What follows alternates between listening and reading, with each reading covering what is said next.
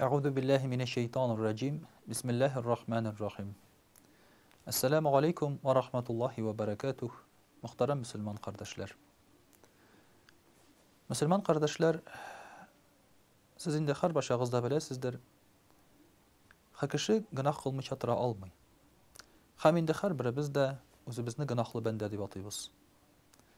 Kimdir mal urlay, kimdir gıybet sileşe, kimdir hatta can alıcılar da var.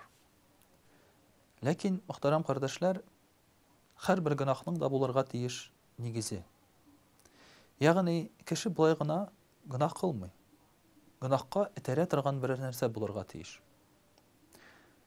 Безнең мәсәлән дәүләт системасында, судлар системасында кешене гынахка яки җинияткә нәрсә этәргәнен алай артык тикшереп тормыйлар.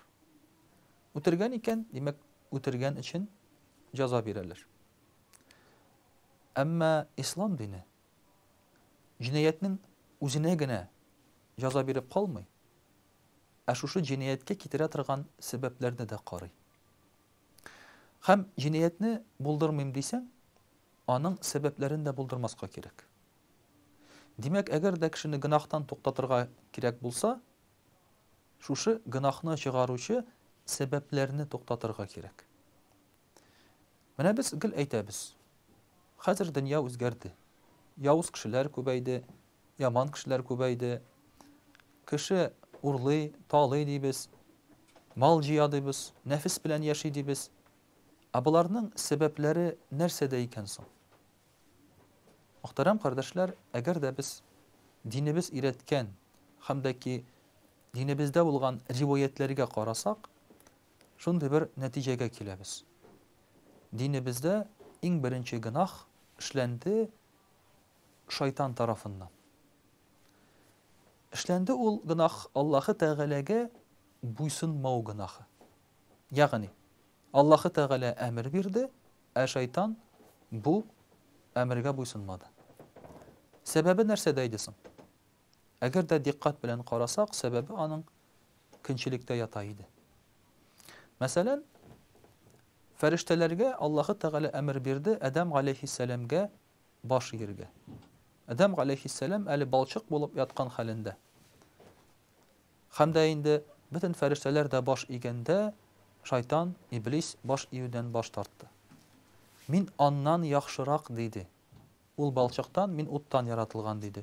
Шуңа күрә баш имим диде. Мөхтәрәм кардәшләр, шушы сүзләрне әйтергә нәрсә этәрде соң аны?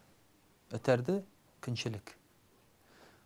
Мин шундый белемле, гыйлемле, күп гыйбадәт кыла торган булып та, ул әле генә барлыкка килгән җан иясенә фәрештәләр баш ия хөрмәт күрсәтә, ә миңа хөрмәт күрсәтмиләр. Алай гына түгел, әле мин дә аңа баш ияргә тиеш дигән уй килде шайтанның башына.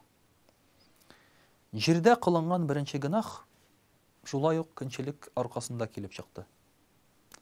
Мәсәлән, без беләбез тарихны Кабил белән Хабил, Адәм галәйһиссәламның ике улы. Кабил Хабилдән көнләште. Төрле сәбәпләр белән әйтәләр. Берәүләр әйтәләр, аның корбаны кабул булганга күрә диләр. Берәүләр әйтәләр, Кабилгә ошаган кызы туры килгәнгә күрә диләр. Ләкин аның инде хәзер сәбәбе мөһим түгел. Көнләште. Һәм шушы көнләшү сәбәпле ул алды да таш белән сугып үзенең бер туганын үтерде. Аннан соң әлбәттә ул моңа бик үкенде, кайгырды, нишләргә белмәде. Әмма җир йөзендә беренче кан түгелде көнчелек сәбәпле. Менә бүген дә күп кенә кылынган гынахларыбызның нигезендә көнчелек ятмый микән? Мәсәлән, мөхтәрәм кардәшләр, безнең күңелебездәге явызлыкның нигезендә көнчелек ятмый микән? Шуннан да бит. Телевизорны карыйбыз да, сүгенәбез, явызлык уяна күңелебездә. Урамнан берәрсе яхшы машина белән үтеп китсә, урлаган, талаган дип, тегеләй булай дип артыннан әйтеп калабыз. Әлеге дә баягы явызлык кузгала. Бер туганнар зак кына аралашмый, сөйләшмичә йөриләр. Моның да нигезендә көнчелек ятмый микән? 90% шушы гынахларның нигезендә көнчелек ята, мөхтәрәм кардәшләр. Чөнки син көнләшәсең бер туганыңнан, уңышлырак булганга күрә. Көнләшәсең урамда үтеп барган кешенең иномаркасыннан, чөнки синдә юк ул. Көнләшәсең күршеңнең капкасыннан, кыймасыннан. Көнләшәсең кемнеңдер матуррак булуыннан, кемнеңдер әйбәтрәк сөйләшүеннән, кемнеңдер дәрәҗәсеннән, кемнеңдер балалары тәүфиклы, иманлы булудан. Көнләшкән кешегә сәбәп җитәрлек. Һәм менә шуның аркасында күңелебездә безнең туа ачу, явызлык. Кеше бөтен дөньяга ачулы була. Нәрсәгә? Бөтен кеше әйбәт яши, бөтен кешедә бөтен әйбер бар, миндә генә юк дигән менә шушы хис тойгы килә аңа. Аллаһы Тәгалә Коръән-и Кәримдә Фәләк сүрәсендә безгә әйтә: сакланыгыз Аллаһы Тәгаләдән, ягъни Аллаһы Тәгалә белән сакланырга куша, аның ярдәме белән нәрсәләрдән? Шушы әйберләрнең берсе: "Ва мин шәрри хасидин иза хасад." Көнләшкән хасадлы кешенең хасадлыгыннан. Димәк, бу көнчелек әле ул башка кешегә тәэсир итә икән, аның зыяны бар икән күрәсең. Әгәр дә мәсәлән синең әйбереңә берәрсе көнләшсә, сиңа зыян килергә мөмкин икән. Менә бит аның хәтерлеге тагын нәрсәдә. Ярар, көнләшкән кеше үзе генә йөрсен шунда ачуланып, явызланып дибез. Ләкин алай гына булмый икән, мөхтәрәм кардәшләр.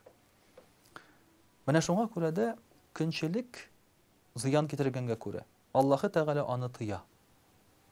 Кешенең үзенә зыян китергәнгә күрә, башка кешегә зыян китергәнгә күрә.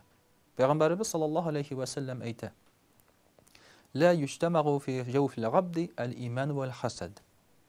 Мөмин мөселман кешесенең йөрәгендә иман белән көнчелек, хасадлык бергә булмаслар ди. Димәк, яки янда көнчелек, хасадлык, яки янда иман. Иманы булган кеше көнләшми, хасадланмый ди. Шул ук вакытта көнчелек, хасадлыкның нигезе иманга каршы килә торган әйбер. Без бит беләбез, мәсәлән, динебездә Аллаһы Тәгалә бөтен нәрсәне дә бүлеп бирүче. Ягъни безнең эшләп алган әйберебез юк. Аллаһы Тәгалә бүлеп бирә аны. Димәк, әгәр дә кеше кемнеңдер малына көнләшә икән, булган әйберенә көнләшә икән, димәк, ул Аллаһы Тәгалә аңа биргән әйбердән көнләшә. Аллаһы Тәгаләне гаепли. Нишләп син ул әйберне аңа бирдең, миңа түгел дип. Шуңа күрә хасадлык ул кафирлеккә бик якын бер хис. Ул бик иманның капма-каршысы булып чыга.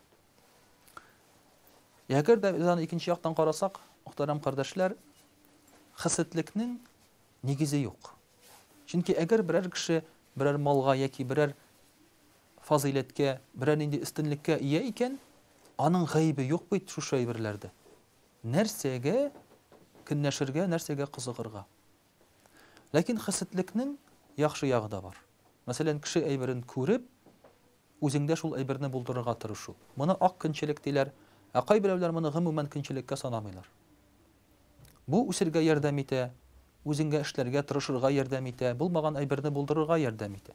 Мәсәлән, берәр кешенең гыйлеме бар икән, аның гыйлемен карап, син дә гыйлемле буласың. Берәр кеше күп эшли икән, син дә карап күп эшлисең. Коръән ятлый икән, син дә карап Коръән ятлыйсың. Әмма кеше әйберенә карап, аның бу әйбере юкка чыксын дип теләсәң, бу кара көнчелек була, бу хасадлык була, һәм менә аның зыяны беләгә көнләшкән кешегә дә, һәм инде шушы малга истинлеккә ия булган кешегә дә. Шулай итеп, мөхтәрәм кардәшләр, Пәйгамбәрбез саллаллаһу алейһи ва саллям икенче бер хадисендә тагын әйтә: "Көнчелек ди кешенең изгелекләрен, савапларын, утынны ут яккан кебек ягады." Димәк, көнче кеше үзен харап итә, изгелекләрен харап итә, үзен гөнаһка этәрә, күңел тынычлыгын югалта, явызлыгы кузгала, тормышның рәхәтен, ямен бетерә.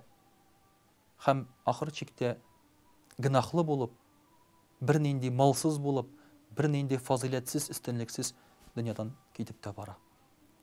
Менә шушы бер начар гадәтне үзебездә битерсәк, мөхтәрәм кардәшләр, бәлки чыннан да дөньябыз да яхшы якка үзгәрер иде, зарланыр әйберләребез кимер иде. Ассаламу алейкум ва рахматуллаһи ва баракатуһ.